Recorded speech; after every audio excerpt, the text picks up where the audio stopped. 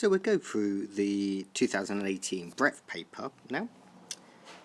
So let's kick off with a multiple choice. So the first question tells me the electronic configuration of element X is so. What is the formula when it reacts with sodium? So if we have a look at that electronic configuration, you will see it's got 4 electrons in the p orbital. So it needs another 2 to complete, and therefore it's going to form X2 minus ions, and therefore you're going to need 2 sodium plus ions to balance that, so it'll be Na2X, so the answer is C. Number of oxygen atoms in 88 grams of carbon dioxide. So the first thing I do is work out the number of moles of carbon dioxide, which is 88 divided by 44, which that gives me 2. Now if you notice, for every 1 carbon dioxide I have 2 oxygen atoms in there. So if I have 2 moles of carbon dioxide, it means I have 4 moles of oxygen atoms, which is 2 times 2, and then I times that by Avogadro's constant, which you can find in your data sheet, and the answer will be C. Okay, question 3 then is empirical formula time. So you work out your ratio, divide your percentages by the relative atomic mass, which I've done here. You get this ratio, which you divide by the smallest one, which is 2.5. That gives you what the oxygen has been 1.5, which it can't be. So you need to times that by 1 by 2.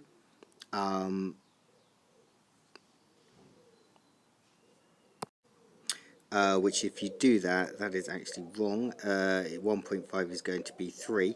So it's 4 to 2 to 3, and the answer for that is B.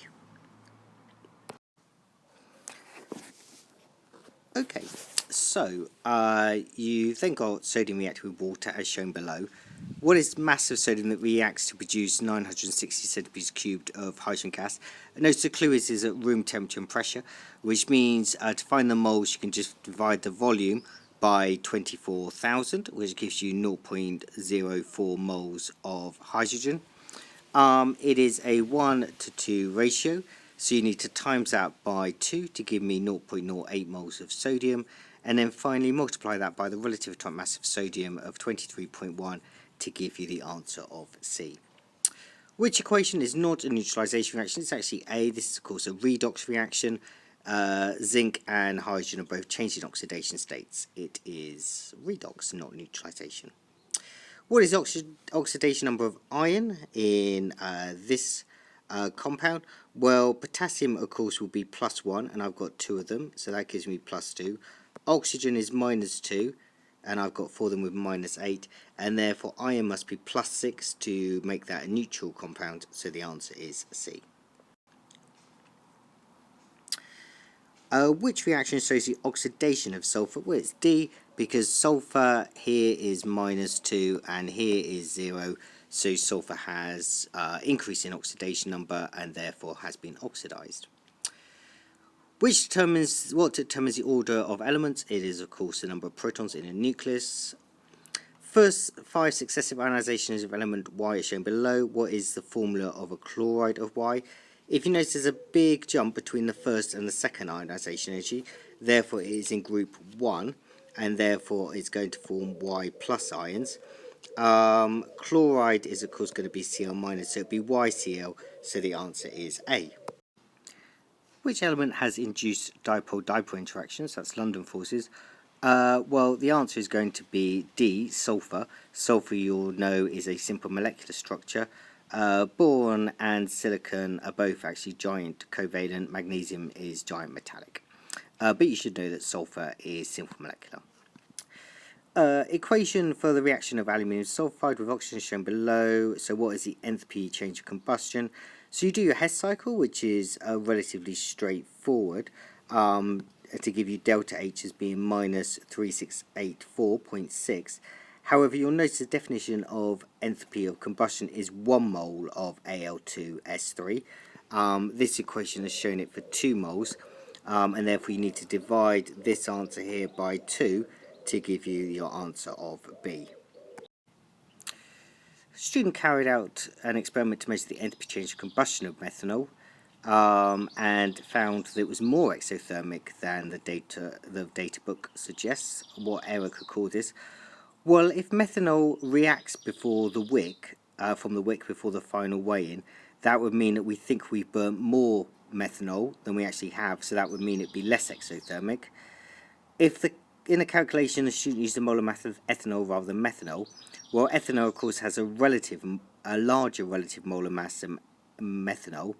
So if I divide the mass of methanol by a larger number, that would suggest a smaller number of moles have been burnt to produce the same energy change, which would therefore make it more exothermic. So the answer is B.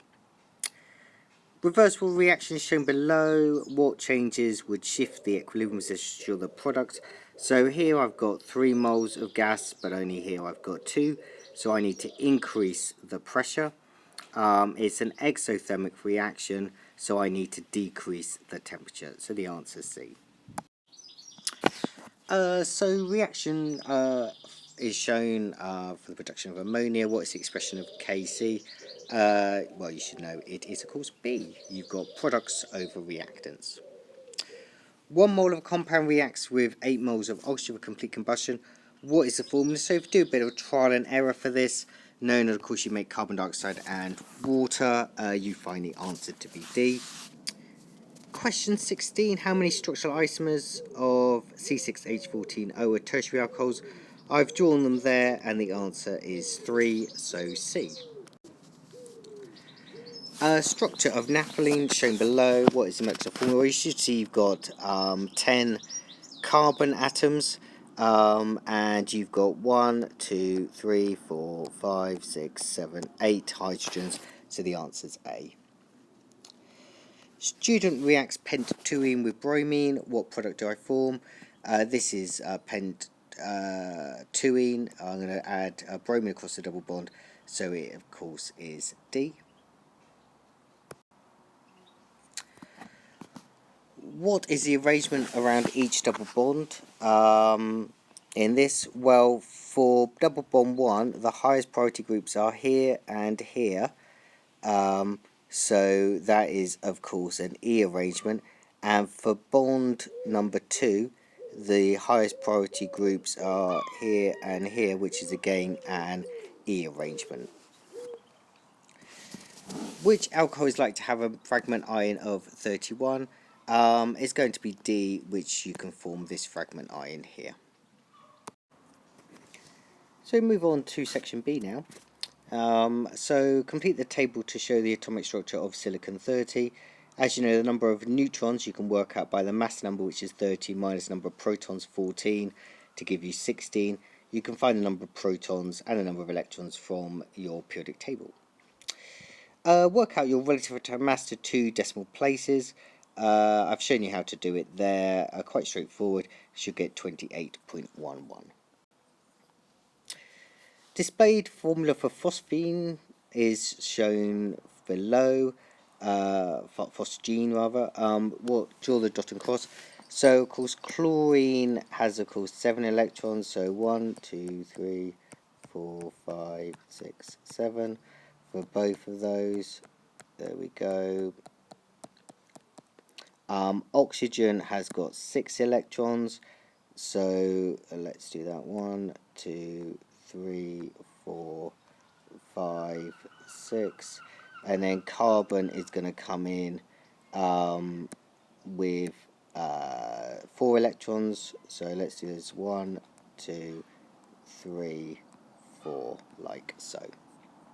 Name that shape. Well, you've got you've got 3 pairs of electrons, 3 bonding pairs. Electron pairs repel, so it's going to be trigonal planar. And why are silicon, carbon and oxygen all classified as p block elements is because the highest energy electron are in the p subshell. So you've got to read the question carefully here. It says, in terms of number of electrons transferred, explain whether magnesium is being oxidized or reduced. So it's being oxidized because it's lost 2 electrons. It's gone from Mg elemental Mg to +2 magnesium there. So the student plans to add magnesium to 50 centimeters cubed of phosphoric acid, and they give me the concentration. Calculate the mass of magnesium that I should add to 3 sig fig. So the first thing is I'll work out the moles of H3PO4, and that is going to be concentration times volume over 1,000. Moles of magnesium that I need is a 2 to 3 ratio. So I divide it by 2 times by 3 to give me 0.093, and then finally times it by the molar mass of magnesium to give me 2.26 grams. How could I obtain a sample of magnesium phosphate after reacting in magnesium? Well, if you notice, magnesium phosphate is a solid, so I would filter it off and dry to remove the water. Magnesium phosphate can also be prepared by reacting phosphoric acid with a compound of magnesium, suggests a suitable compound. So I've gone for magnesium oxide there, and then I just need to balance this. So I've got 3 magnesiums there, so I'm going to need 3 there. I'm going to need a 2 there, and then I need to work out the number of waters I produce. And I'm going to produce 3 waters like so.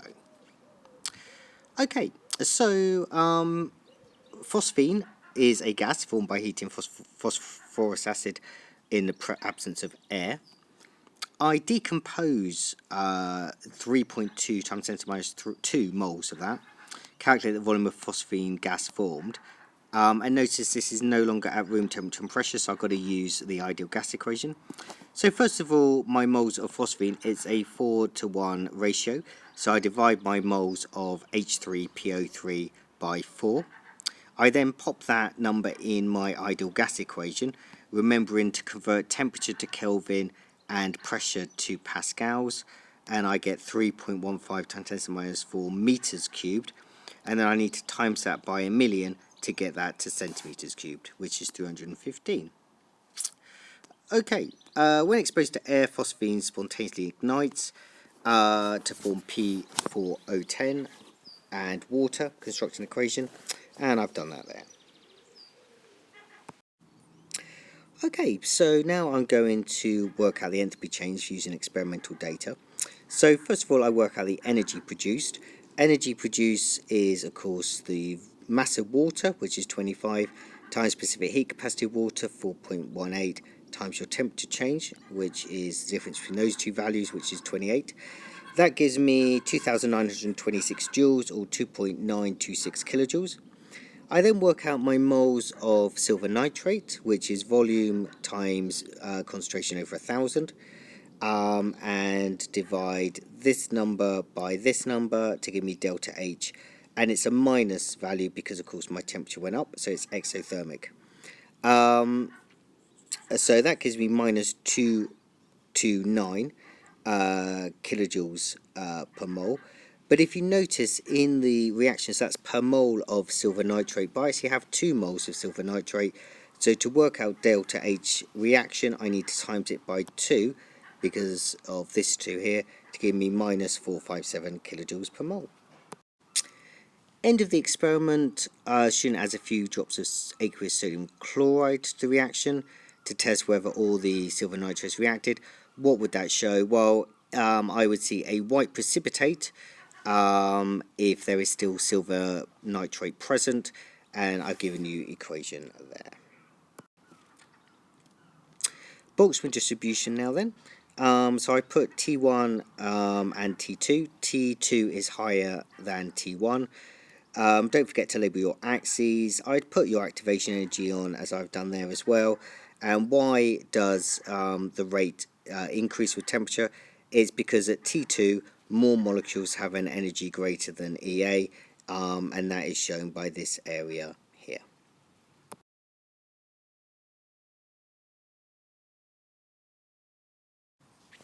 So a bit of organic chemistry now. Question is about saturated hydrocarbons, and they give me the boiling points. Use the structure to explain what is meant by structural isomer and explain the trend in boiling points. So different structure, structural isomer has a different structural formula but same molecular formula. And as you will see for A, B and C, they all have the formula C5H12. Why does the boiling point change? Well, the boiling point decreases with branching. The more branching a molecule has, the weaker the London forces between the molecules and the less energy required to break those London forces, and the lower the boiling point. Okay, so compounds A, B and C all react with chlorine in the presence of UV radiation. Name that mechanism. Well, of course, as soon as you see UV radiation, you should be thinking free radical substitution. Complete the table to show the number of structural isomers that could be formed. So I've drawn A and B here to give you an idea. So I could put chlorine there, there, or there. So I've got 3 isomers. For B, I could put a chlorine there, there, there, or there. So the answer's 4. Work out the reaction of compound A with excess chlorine forms compound D. What is the structure of that? Well, one possible structure, if you take 175.5, you take away all your carbons, you're left with 115. You take 115 and divide it by 35.5, which is the molar mass of chlorine, you get 3.2. So you've got 3 chlorines there, the rest is going to be hydrogen, and you can put those 3 chlorines wherever you like on the molecule. And then you just put your equation there, like so. So you have a synthetic routes now diagram to do. So you're starting with an alcohol, and first thing you do is go to F, so you're going to dehydrate that. So to dehydrate, you take the OH from that carbon and the H from that carbon to give yourself an alkene. This, of course, you're going to oxidize under reflux, so you're going to make the carboxylic acid. Here you're distilling, so you make the aldehyde. What is the name for alcohol E? Well, if you notice, you've got 3 carbons in a row, so it's propan-1-ol, and on the second carbon you've got a methyl group, so 2-methyl-1-ol. Alcohol can be prepared by hydrolyzing the haloalkane with aqueous sodium hydroxide. How do you do that? Well, I've drawn the species there. So that is going to go to that carbon, and the bond's going to break and go to the electrons go to the bromine to give you your products. Okay, so and finally explain how IR could be used to show the functional group has reacted. Well, notice they've given you the CBR peak there, so you need to use that. So as the reaction progresses, the CBR peak will disappear, but you would see an alcohol peak appear between 3200 and 3600 wave numbers.